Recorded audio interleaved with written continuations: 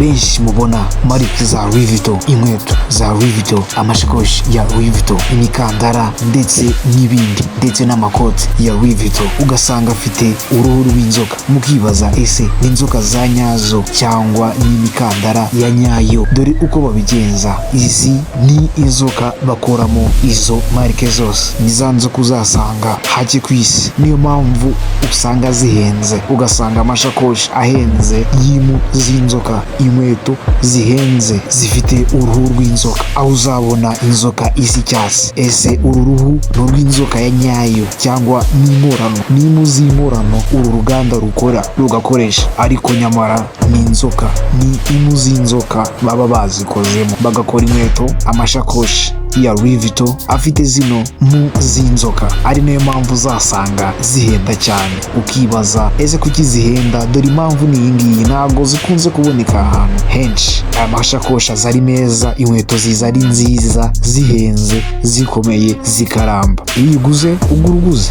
uzazibona n'abasitari benshi. Iyi bayita Louis Vuitton, marike ihenze, itunga abari bake, ntabwo buri wese yayigondera. Ni marike ihenze, abasitari niba uzayisangana bake ku isi bigondereye marike, bigondera izi nkweto z'uruhu rw'inzoka. Zirahenze, ni original, ni inkweto ikomeye, amashakoshi, imikandara n'ibindi usanga muri Louis Vuitton. Wibuke kandi gukora subscribe, like, share, tujye dukomezanya ku bintu nk'ibi.